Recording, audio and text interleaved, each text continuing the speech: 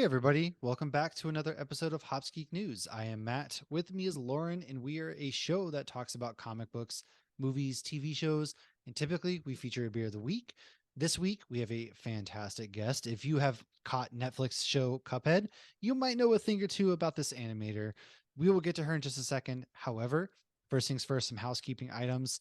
Follow us anywhere on social media that you are, maybe that's where we are. Hops Geek News, anywhere that you get your podcast. Hey, guess what? We're there too. Surprise. And then if you feel so inclined to support the show, everything goes back into the show. We go to Comic Cons, we do all sorts of crazy things.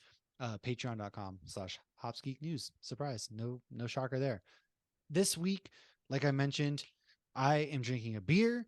It is called Peanut Butter Milk Stout. This is from Lauren, actually. It's from Tailgate Brewery, and it is just a 5.2%, little milk stout. And Actually from my mom. it's from your mom? But it's one of the breweries that we hit up before we met up with you when we were out in Nashville. And then my mom Oh, went on a trek recently on a road trip. And that was a beer that we really liked before we picked you up from the airport. And my mom it's really then went good. to the brewery at another location and sent it to me. So Once upon a thanks, time, mom. your mom and I used to send beer to each other. Once upon a time. She was We've at gotten Calusa today. She picked me up some beers from Calusa Oh, today. what the heck? And she didn't even think of me. That's crazy. All right, you know what? She's off the Discord, dude. She's out of here. Lauren, what are you drinking this week? So I actually just opened a beer you sent me. It is Shoreline Lime Mexican Lager. I have not opened it, but since we're going to be talking Faces. mermaids, we got Yes. some. I started to Google what your story was based off of, and I got really excited, especially because the live action Little Mermaid's coming out Uh this week. the wife and kids And literally just saw that movie last night while I went and watched Fast and Furious. well, I'm getting on a Mickey boat on Saturday, and I will be watching it on the Mickey boat. So I'm very excited for the live action.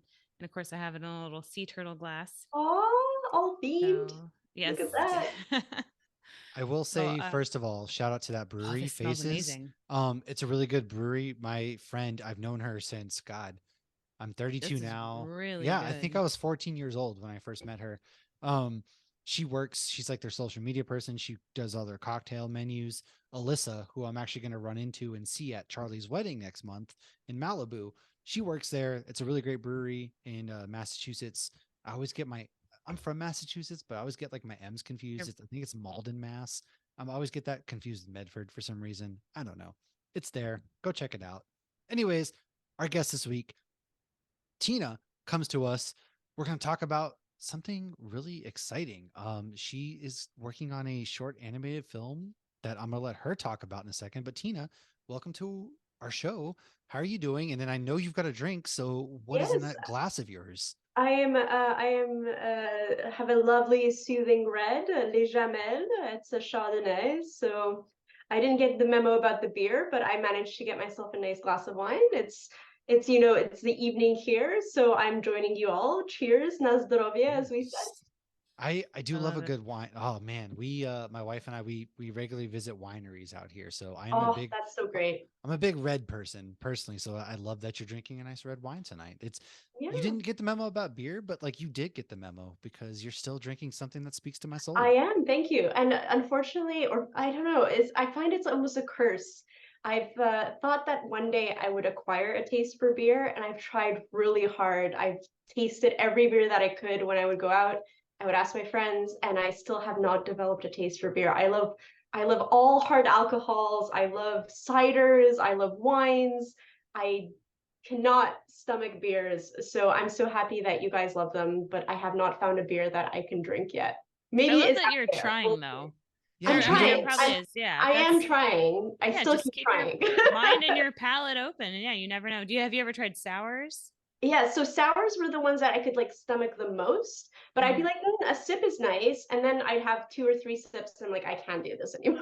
So Honestly, I can't do sours it. for me, I can't do more than one, and I'm good. But no, we had a guest last week. He's like, "Well, I won't drink beer, but I'll have a glass of bourbon." We're like, "Hey, drink a So choice." that And works some too. people, just drink because we water typically and do a beer of the stay week doesn't mean hydrated. that our guests have to drink anything. But if they do, this is whatever you want.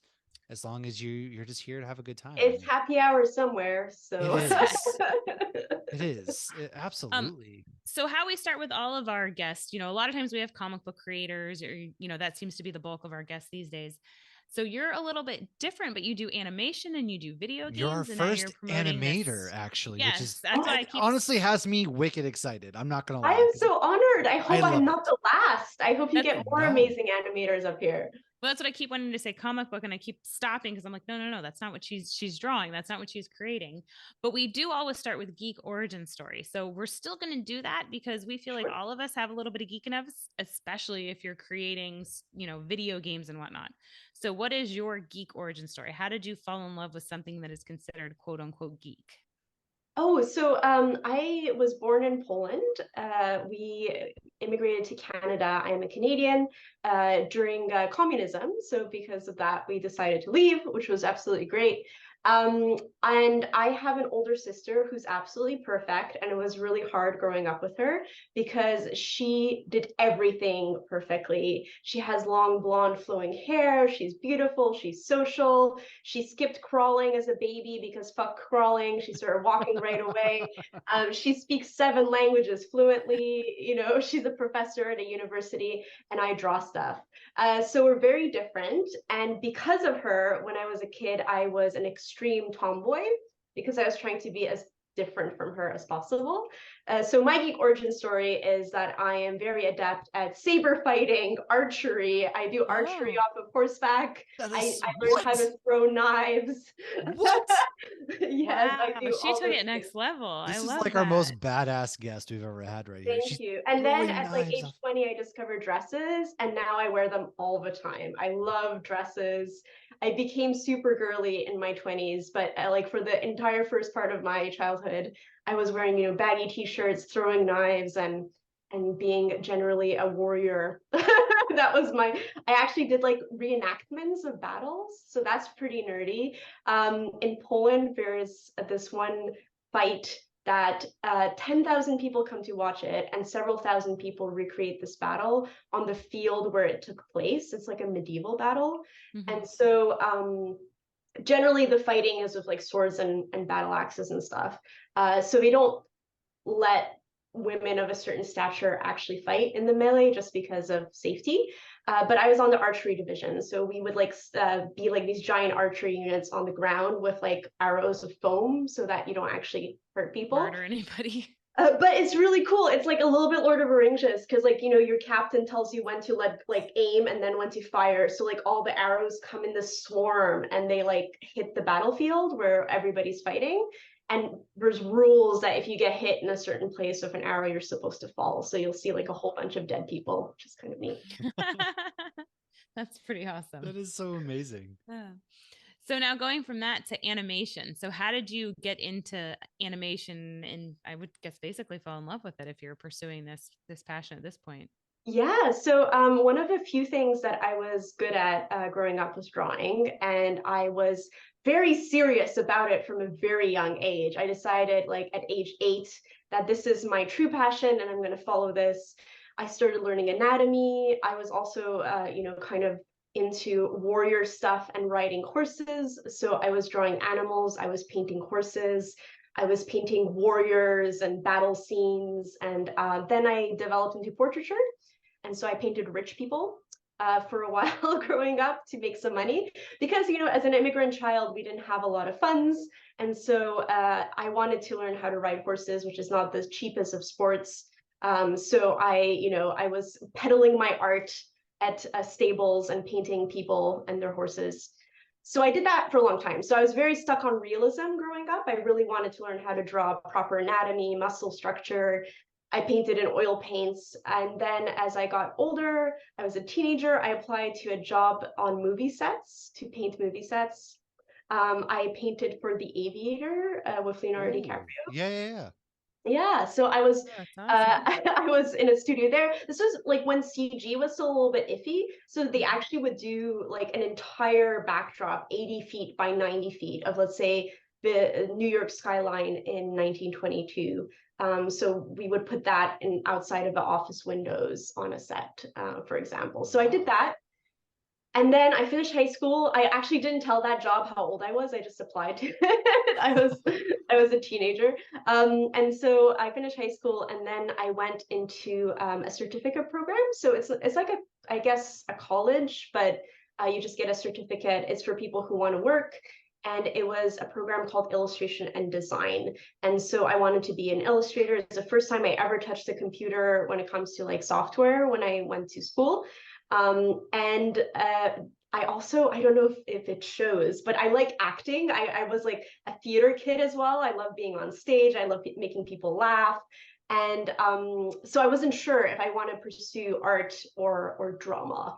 And then I took one teeny tiny animation course at Dawson College in that program. And it was just aha moment because it was both.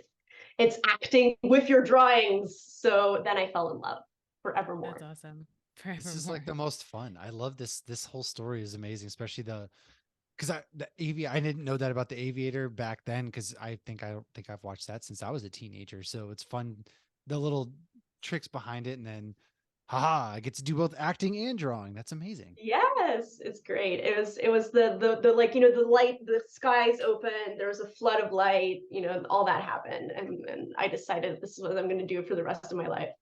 I Were love there it. any particular artists or cartoons that really sparked that from the get-go that you were like, oh, I want to draw this. I want to do that. So I loved animation growing up, but I never kind of considered it a career for some reason. I just was passionate about it as kind of like, just watching it and being part of that. And like our oldest, like the movie that I remember the most when we first came to Canada was Robin Hood. It was like one of Oh the yeah. first movies I ever watched. And I remember I was Wait, 7 the years old. cartoon one Yes, with the yes, animals? the animals, yes, Disney. Okay. So that's from the 1940s.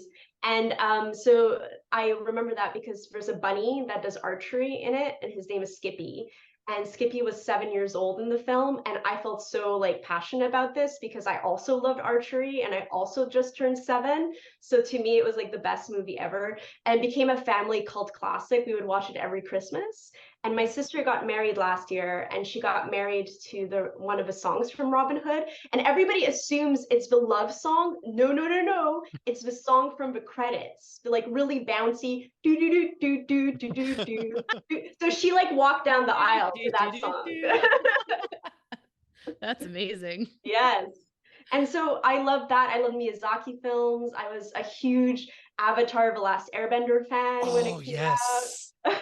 Are you excited for like they're doing like also like a live action? No, So we're they messed ignoring up the the last first live. Yeah, time. we're ignoring that one. We're trying to do Yeah, the and we're ignoring that one. It never happened. This one I had hope for because at first the creators of a cartoon were part of it, but yes. then like they parted ways, and I was like, why? And they made a statement that there was like difference in creative vision. So I'm not sure if I'm holding out hope again Anytime because I I'm like, hear there's oh, like creative differences, I'm like, oh no, oh oh boy. no, yeah. So I'm not sure that's gonna happen. And anyway, I love cartoons the most. Also, if you like Avatar: The Last Airbender, my dog, his name is Appa, Oh specifically because of yes, that. And yes. when I call him back, I yell yip yip, and then he comes. That wow, I'm having so much fun right now. I'm loving this. But Lauren has no idea what that means, but I do. I I'm know glad That's you all that my do. my matters. oldest watches Avatar: The Last Airbender. She's gonna go back. Do you know Bring what it. this Oh, means? apparently She's my like, middle yes, one mom. does too. Yeah, it's a really great what I love about it as a cartoon is that it's like it's not one note. The characters have very interesting character arcs, Oh yeah. including all the villains. Like all the what you think is a black and white villain turns out, they have a really interesting past. And of course, the effects animations are gorgeous. And it's all, of course, frame by frame animation, which is my passion. I love hand drawn animation. That's what I live and breathe. So Avatar is a favorite. It's up there. Nice. Now, before we get into the project you're promoting now, you've done some animation on video games too. So how is that like? Is it what you kind of like? I can't imagine Video how games you got to be create so those vastly characters. different than doing like a TV Yeah, show, is I it feel like, you know? exactly? Is it very different? Is it similar? Do you need to know video games well to be able to animate it? No, you don't, seemingly. Like, because I finished school and I had learned this, a little bit of animation, and I started working in video games right away because we were talking about Montreal, where I grew up. It's kind of mecca for video games. There's a lot of video game studios in Montreal. And so as a young animator, it was really easy to find like a, entry level position in games. And this was before smartphones were invented. So it was when there was online portals for like kids to play little games online. So I worked on that at the beginning. And I entered gaming, and one of my first questions was, "What's a console?" Because I had never known the name of a console. I never played a video game. I didn't know anything about them. I played Duck Hunt. Like I Oh, did Duck that. Hunt. Like, That's a video game system. You know yeah. Nintendo. So I played Duck Hunt at a friend's house once.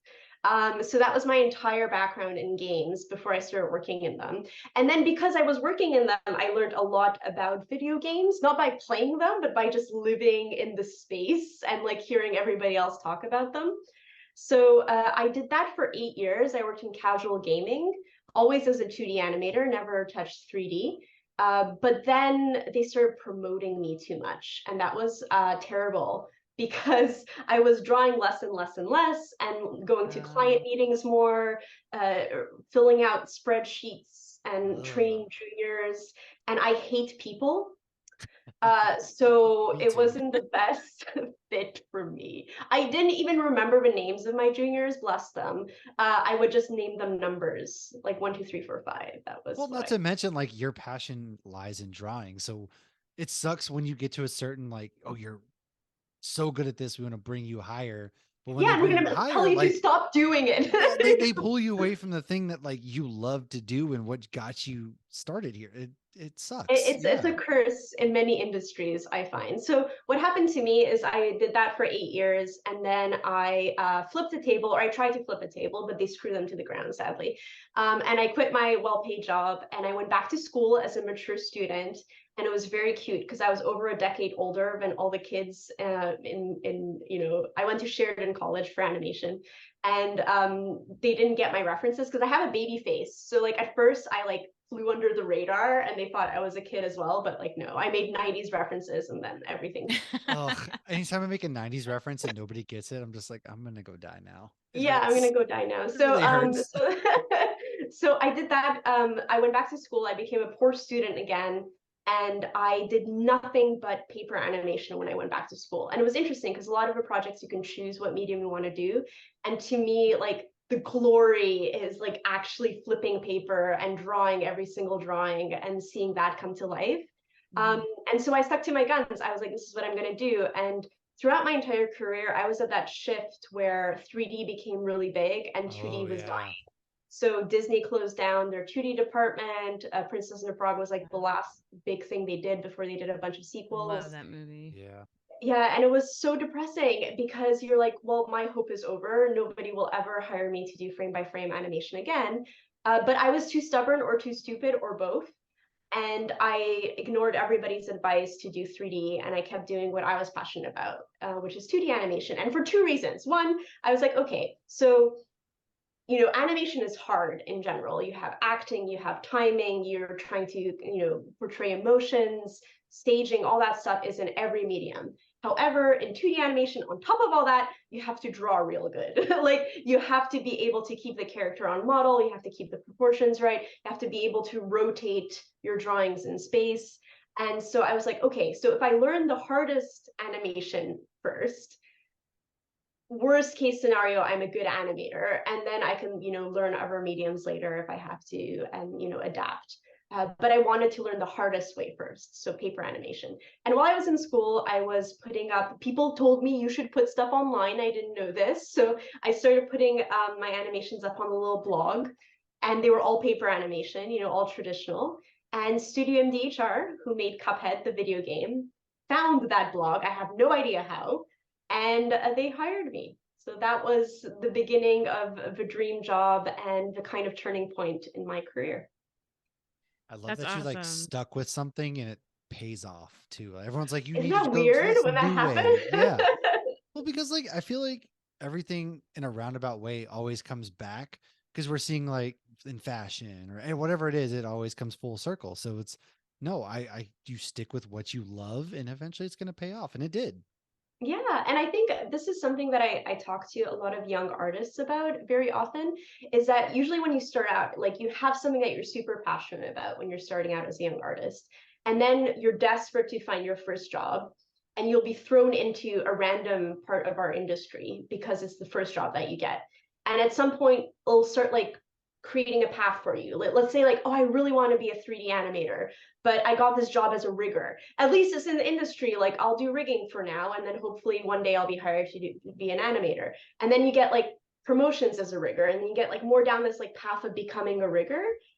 And at some point, you have to wake up and be like, okay, this path is leading me this way. I actually wanted to go that way. And the longer you wait, those paths become further and further and Oh yeah, further apart.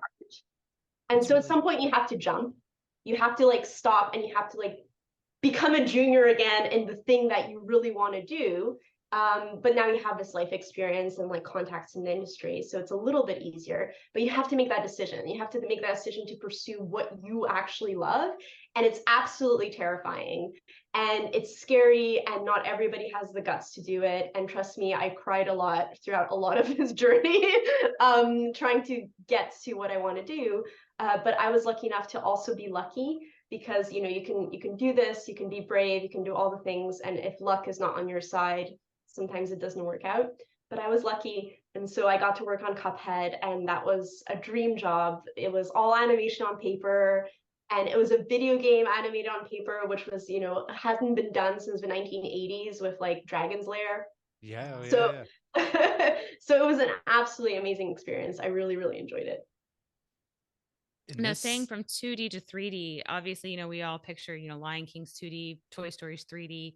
Is there any pen to paper at that point when you're doing 3D, or is it just mostly just computer animation? It's all well, so it's like puppetry, right? You're manipulating a puppet. So it's more, I guess, akin to stop motion, even though stop motion is its own beast because you can't fix things and watch things and test things. You just have to be, like right in it and know what you're doing. So like hats off to all my amazing stop motion animators. I have some amazing stop motion animators if you want to interview them. So if you want more animators on your show, that'd be great. But yeah, so 3D, you're in the software, you have your puppet, and you're moving it around. I encourage a lot of 3D animators to at least draw out like key poses to like plan their animation out on paper or like in a software where you can draw, because I find instinctually you draw good poses, whereas if you have a puppet to manipulate, you get distracted by the fact that it has all their limbs and it has like fingers and toes and all these things that you can manipulate, so you forget about like a beautiful strong key pose which is going to tell your story. Whereas if you were to draw it, you draw it really well. Like I kid you not, like if I asked the same 3D animator who made the animation to draw that key pose, it would be better than what he did in the software or she did. So yes, there is no drawing in 3D unless you force yourself. And I think everybody should force themselves to draw a little bit. I mean, that's part of the art. yeah, So agreed. that leads us to your current campaign, because you explain in it that this is 2D art. This is not 3D art, even though that is, the norm these days. And it's kind of funny because we recently interviewed somebody who says he's a film creator and he actually videos on film. And he's like, people who He's very record adamant. Yeah, digitally is not film. So I feel like there's a bit of a correlation there. So tell us about this 2D animation you're promoting Yes. right now. So this is super exciting because I'm sure most creators have a passion project that they kind of been dreaming about forever. And a lot of us never get around to doing it because it's too scary, too daunting, and all that kind of stuff. So 10 years ago, I had an idea for a short film. And as I mentioned, I'm a Polish immigrant. I was born in Poland. And the city of Warsaw has an emblem, like a coat of arms, which is a warrior mermaid. And she is bearing a round shield and she has a sword and she's pretty damn badass. And of course, there's a legend surrounding how the warrior mermaid became was the emblem of Warsaw. And I Googled the legend, and the legend is pretty straightforward, very much like damsel in distress kind of legend. Like mermaid gets caught, fishermen save mermaid's like, oh, thank you, I'm so grateful, I will protect you forever, which is kind of weird because she's a warrior mermaid. I'm like, why wouldn't she just Yeah, save right. herself? It's like, wait a second, you're a badass warrior. Wait, what? Yes. So I was told a different version of that story, which is a little bit more like cool and creepy as a kid. So I don't know if it's like a family version because I was like, did I dream this? I asked my sister, I'm like, do you remember this version? Because I distinctly remember hearing this version. And she's like, yes, I remember it. I don't know who told it to us, but yes. So Mandela effect. yeah, so it had like, it was a bit more dark. I really enjoyed that about it. But I used that version to create my own version of the story Ooh. because part of the, I guess, my goal in making this film is not only to uphold the amazing art of 2D animation and do something that I'm really, excited about doing and making a beautiful story, but I want the message to be a feminist one. I want it to be about female empowerment because the warrior mermaid to me is such an iconic badass woman. Why wouldn't the story kind of uphold that power, especially since in a lot of countries, including my country of origin, Poland, there's a lot of intense governments that are backtracking on a lot of human rights and a lot of Oh women's God. rights, especially to bodily Including the autonomy. state Including the I'm state that in. Lauren lives in. Yes, Hmm. same. Yes. So it's terrifying time for all of us to live in. And it's, exactly not only women's rights that are being infringed, it's about, trans rights, it's about, rights of just people to be who Being a they want to human be. being who to live and serve, just being Yeah. alive as a human. None And of us make asked to be decisions here. about your own Yeah. damn body. Oh my God. Like, Yes. so, Hmm. so, it's scary times that we live in. And I've always wanted this film to have that message. So one of the reasons I decided to make it now is like, no, I need to make this film now because, it's important. And I had these like moments of depression when things were going really to hell, and that you like all these things are going wrong in the world and you feel so powerless that you can't do anything to change it, just Yeah. as a regular human.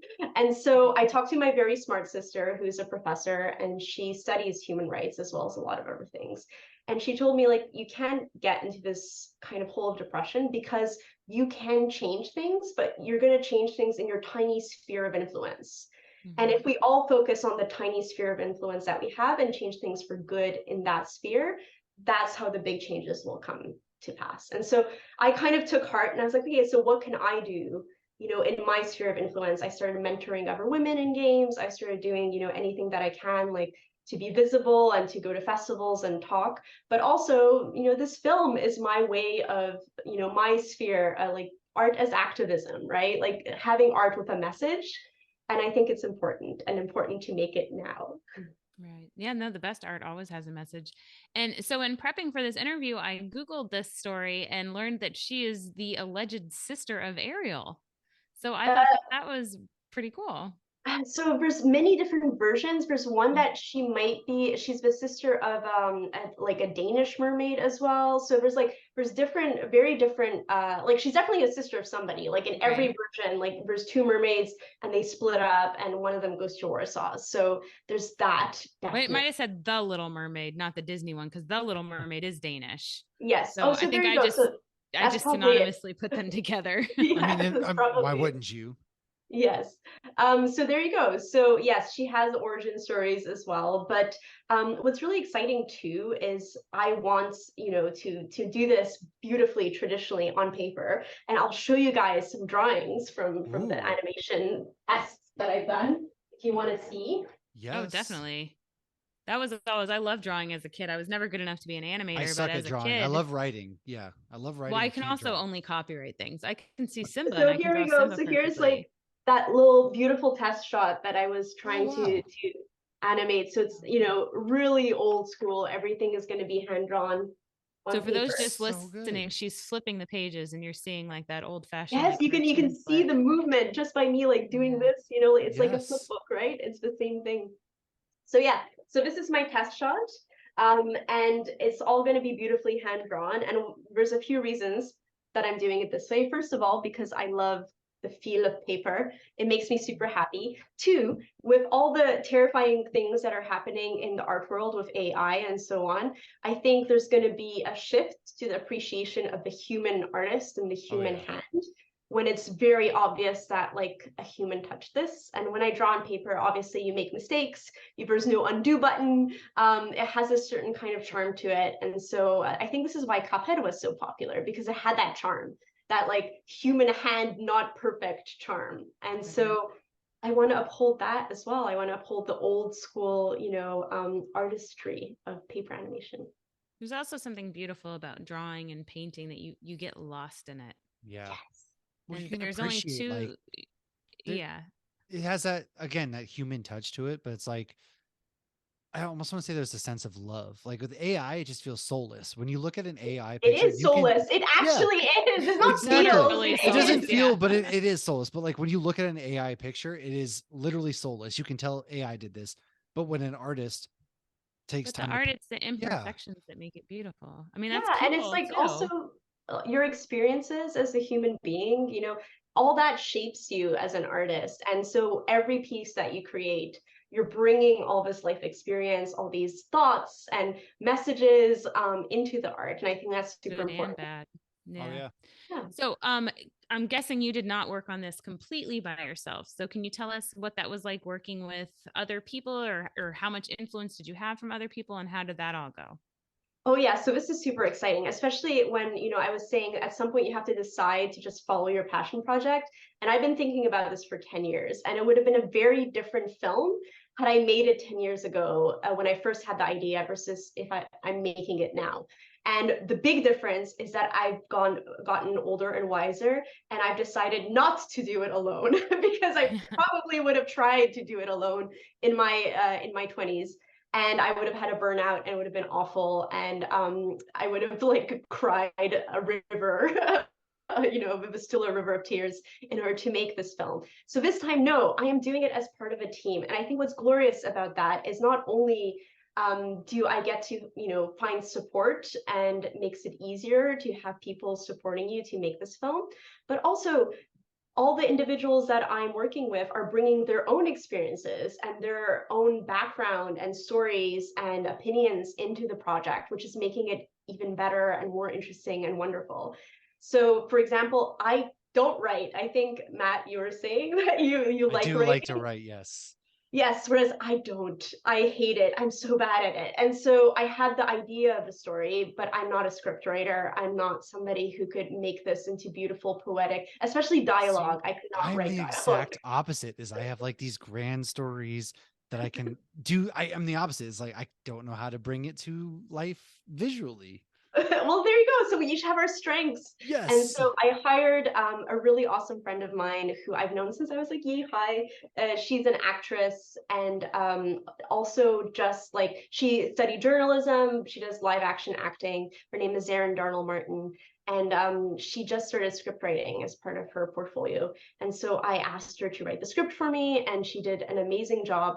I'm going to just restart my camera because for some reason the it started to get really blurry. Hold on, let's try that. Okay, there you go.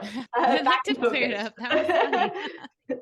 So yeah, so she wrote the script for me. I also, because I wanted to have a feminist humans rights kind of message, I asked both my sister and another good friend of mine, Dr. Bianca Beauchemin, she studies feminism, also Black feminism and human rights. And she also has like, I think her PhD is specifically about art as activism, which is really exciting. So I had both of them as consultants who helped me with their amazing opinions on the film.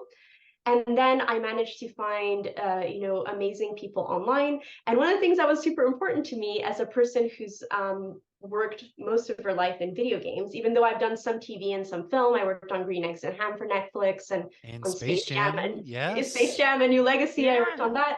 But most of my Just a career has small been little in film games. there, even though I have a Yeah. toy right here over here from Space Jam. Oh, lovely. I like the kid in me was like dying as soon as I got Oh that. my gosh. Any Yeah. 90s kid? Oh my God. I can't even imagine. Yes. I Yes. had the Space Jam calendar in the 90s. All Oh, right, sorry, I went everything. off on a We had like tangent. a cassette tape with I was a gonna say the soundtrack. soundtrack slaps to this Oh, day. it was Amazing. so good. And we went on a road trip, and I think it was the only cassette we had. And like my parents didn't go absolutely berserk because it was a really good soundtrack. But yes, so one of the things that's important to me is I worked in video games, and as you can imagine, for a really long time, I was the only woman on every single team that I joined.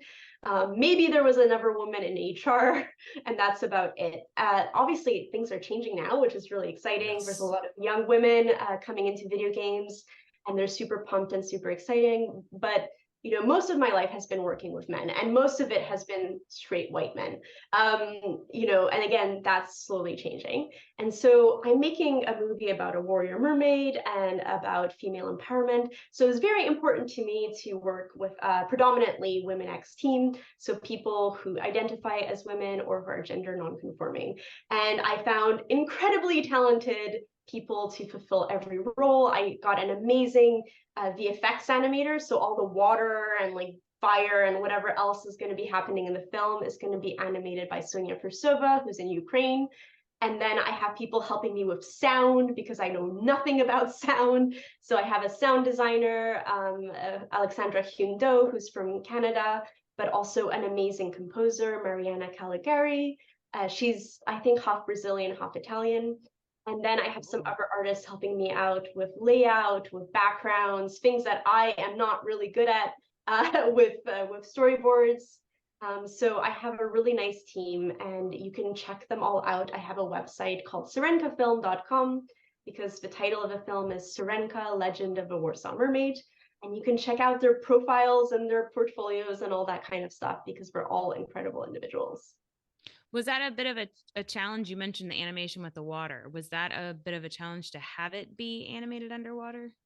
Yes, so I am not like I've done VFX just because once I was really broke and I was trying to find work, and they're like, "Oh, well, we have a position for a 2D VFX animator. Do you do VFX?" I'm like, "Of course I do." And then I went and I bought some books and I learned how to do it. But again, it's not something that I live and breathe, and it's not my passion. And Mm-hmm. so just in that test shot that I created of a mermaid swimming underwater, there's like bubbles, that follow her along. Those are not my bubbles, for Sonia's bubbles. She made them for me. And there's going to be beautiful splashes. And there's this one epic shot at the end, of course, which is going to be the money shot with a lot of water and things going on. So I was like, oh, this is way too terrifying for me to do alone. So Sonia is the expert who's going to be helping me out throughout this film. I'll never forget when Lion King came out. It's one of my all-time favorite movies ever. And my art teacher, I took art my entire life. I was painting today for fun though. I don't do it commercially. I love it. I get lost in it. But I remember my art teacher putting it on and commenting on Nala drinking water. And she goes, I just want you guys to stop and look at that art, just doing the rings and creating that, slow Gorgeous. effect. Yeah. Yeah, it is. It's absolutely gorgeous. It's gorgeous. And that's the thing, finding people who get so pumped about that, that the artistry of those types of things. Same thing with, I got an amazing artist who's going to be our background painter. And Hazel, her name is Hazel Dang, and she's obsessed with light, like how light works, how it changes colors, how the mood changes. And she was the one that suggested that we could do, kind of like Pixar does, like a color story. So like how the movie, like the mood changes throughout every shot because of the colors. And so she's obsessed with light. And I'm like, great, I do lines and make them move. You can do that and be super excited about that part of the film. So I think we are stronger together, which brings me to the segue that I am a huge proponent that artists need to get paid. Yes. Oh my God. Yes. I feel so passionately about this. Fuck free internships. Fuck working for experience. Like none of this shit. We deserve to pay our bills. So as a filmmaker now, I am going to pay my team no matter what it takes. And I'm doing several things to get funding, including I applied to a whole bunch of grants. Fingers crossed I get them, but I only find out in August if I got any of these grants. And so right now I am running an Indiegogo campaign to get the funds to be able to pay the beautiful team members that are helping me make this film. So if Ooh. anybody wants to see this film and contribute to the Indiegogo, It's going to be in the link of this episode. Yeah, First of it's all. in the link of this episode. Yes, 100%. If you're on YouTube, Spotify, iHeartRadio, wherever you are, it's in the link of this episode. But also, if you're just listening and you're in your car, can you tell us the best place to go to click on that link? Yes, so absolutely. Obviously, I can't tell you the link out loud, but the film is called Syrenka Film. So SYRENKA, and then film.com. And if you go to it, I made a giant button. It's so huge. It's really obnoxious. And if you click it, Well, that's what gets support people now. like looking. They're like, "Oh wow, what's this?" And then they're gonna click on it. I mean, I Yes, would. the button is really, really, really huge. So click the button and it'll take you right to the campaign. We have 3 weeks left. We just made it to 52% funded, which makes me super hopeful that we might make it to the end. So it's an all or nothing campaign. So if I don't make it to my goal, I lose everything. So please, please, please, I keep telling everybody, just give me your Starbucks money. Like next time you go to Starbucks, go, no, That's a good I'm point. going to support this $7 coffee, independent yeah. film. Yeah. Right. Yeah. Well, My like, tall latte is $6 now. if you buy like a Jesus, $7 right. coffee, why don't you match it helping artists? Because I'm with you. I mean, artists are the backbone of everything that we watch visually, and that's how we take in media. Like, yeah, we can hear media all day, but visually it speaks to us. So I fully agree that you deserve your It's crazy how compensation. somebody was saying, like, oh, art is worthless. And then they like did like what would happen if there was no artists, right? Like no architects, no like graphic designers, no You like can't draw. advertising, So if art is nothing. worthless, Culture. like Jesus Like Christ. I mean, no art is fashion. everywhere. Fashion, Yeah. like it's all art. So like stop degrading us to like this nothingness. That's Because what it's people like. think Oh, it takes nothing to do art. Okay, well then you go draw this exact piece right here, for example. It's like right. People you picture like a can't. starving artist drawing that thing that can be confused with a 5-year-old's painting, I think is what people think when they hear art. Yes. And like you've used the term feminism a couple times. And I think that's another term that gets misused because feminism is solely the belief that women should be treated as Equally. equals to I don't- men. Yes. That's How dare. And that's literally why- all How it dare. is. I flip-flop between that and human rights because I honestly think feminism is human rights. It just means mean, They are the same It's thing. I agree. 2023 Yeah. again. Like this is common But there are knowledge that we some should be. people who think that means that women should be above men and women don't respect men, and that's not what it is at all. Not at And all. It's so about being treated equally, being able to make decisions for ourselves. And it's crazy to me how especially like some people are uneducated, like how far we've come and how Yeah. limited our rights were not that long ago. In the United States and Canada, women could not have a credit card till the 1970s. which is Right. 1970s, everybody. insanity. Yes. So Means your mother's, well, I don't know Yes. how old y'all are, but my mother.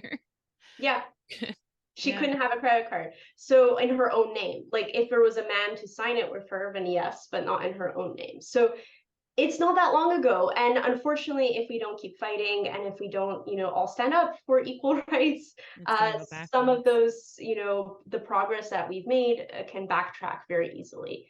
And so this is why it's important. And I agree, like the term feminism has been kind of bastardized just because it has femme in it, because it has women in it, then Mhm. it's been kind of treated poorly. So human rights, everybody, it's about equality. It's about standing up for our rights. And yes, and making good art. And Yes. I think part of the terrifying moment that we are with like robots not learning how to do our taxes but learning how to like create pictures is that Well, like, You can do please. my taxes. I don't want do my robots pictures. to create art in movies for us. Like the robots are supposed to do our taxes. They're supposed to do the benign Precisely, stuff. where's that robot? God Yeah, damn it! Like they're supposed to do the stupid shit that Get we me the don't want to biggest do, so return that I way can we can get. focus on Right. things that we love, like art. so that humans can focus on making art. And like part of the reason like I love, don't get me wrong, I love entertainment for entertainment's sake, in the sense of just something that's like uplifting and funny and fun. I love making people laugh. But in a time like now, I feel it's important to make art with a message, because there ain't no robot that is going to make art with a heartfelt message, with something that they truly believe in, because they can't believe in anything. So I think this is why It's so lovely to see as well, other short films being created by indie creators. Whenever I see a short film or any project that's a passion project go by on Twitter or any other kind of media platform, I'm like, yes, I'm going to support you, because I think artists need to support other artists. If nobody else, we need to uplift each other and make sure that we at least throw money at each other to make good art. Because if the giant corporations are going to ignore us, at least we need to kind of from the ground up uplift each other. I mean, you even see that in the brewing industry. The smaller breweries support each other. Oh, you don't, you're out of this ingredient, you need hops, we got you. Oh, you want to do a beer together, we got you. But the bigger breweries, you're not seeing InBev, do a collab with another brewery. They're just going to buy the brewery and do the collab. Look, and then the little men, we all stick together. The little people Yes. got to stick together, But because beer, nobody's looking out for it? you. Drink Yeah, art, and I make think beer, drink art. Yeah. that like the goal behind making a short animated 2D film is definitely not for the money, because I'm going to make zero profit off of this. Short films don't make money. Feature films do, but short films don't. So there is no reason for me to make this except for the joy of creating something that's beautiful and meaningful. And I think we need to kind of, support each other as creators to make these things that are just like, we make them because we believe in them. And that was the glory of Cuphead. We all were like a ragtag team of nobodies who really believed in this project. And I remember like the high that we were all on making it, because we're like, yes, this is awesome. And even if only 5 people play it, like we're all so proud of it and are so excited about it. And I think like those kind of projects need to see the light of day. So support my film. Yes. But when people are truly passionate, even if it doesn't go like a global sensation like Star Wars or Marvel, like it still ends up in the hands of the right people. And that's when you get those cult followings with certain things that are I love the tiny fandoms. We're the best. Yes. They're so great. Yeah, and you see some of these tiny fandoms start to blow up, and then there's people that's like a massive one. We told you 20 years ago, Nightmare Before Christmas was a great film, and all of a sudden everybody wants to watch it. Oh, it was a glorious film back then, and still a glorious film. It's Agreed. awesome. I love that film. Yes. So art, everybody, art, and please support not only my film, of course, support it now. This is the most important thing in your agenda. But once it's done, of course, look out for other amazing projects and support them as well. There's many creators out there with great ideas, and we need to make sure that all of these art projects happen as a united front of art lovers and artists. We need to support each other. And for your future projects, where can people find you on Instagram, Twitter, all those socials? Oh, yes. So my name is not that common. So thankfully you can find me pretty easily. I have a lovely glory of also being old enough that I was there at the beginnings of the internet. So my handle for Twitter is Nawrocki Tina, and then my Instagram is Tina Nawrocki Art. And you can follow me there. I think I tried to make a TikTok once. I'm just too old for it. Like I just can't deal. Listen, we somehow we're on it.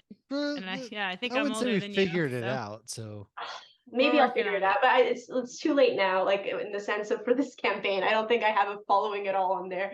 But I made an account. I forget what it is. I'm on it somewhere. But generally speaking, the places that I hang out the most are Twitter and Instagram. So you can see all my other Cuphead work on Instagram. I posted pencil tasks for DLC and other work in progress. And of course, the film has its own social media. It's called Serenka Film, so SY for Serenka. And you have Serenka Film on Twitter, and you have Serenka Film also on Instagram, and serenkafilm.com, the website, which has very lovely little links for all the socials, so you can follow it there. And we will be tagging all of it, your account and those accounts when this episode comes out. Please do. So yes. I want to film festival this. I don't know why this has me I want to be like we're showing this at a film where am I going to show this to a film festival? I have no idea. It's a group of 10 people, but I'm in the bag. This sounds amazing. I hope you are. Yeah, and it will be at festivals. So the goal is I have a timeline of 2 years, because as I said, I'm trying to get my team paid. Currently, that's the benchmark, like the minimum benchmark, the team gets paid, and I do all the work on the animation for free. If we manage to get more funding, maybe I'll be able to pay myself, and that would be amazing. But I am planning worst case scenario that I have to continue my full-time jobs as well as working on this film. I'm still working in video games. I'm working on 2 amazing 2D platformers that I can't say anything about yet. But when I can, of course, you can have me back as a guest, and I'll geek Yeah, out stay about connected those. so we can, first of all, stay connected so we can chat about that, but stay connected so when this premieres, like Yes. we're Oh, coming to I'll the be back. premiere, or like we're Yes. catching it. And so the plan is to have it finished by 2025, which I think is doable because it's a 7-minute short. Just so you know, a regular quota for a frame by frame animator is 5 seconds a week if we're working full time on a project.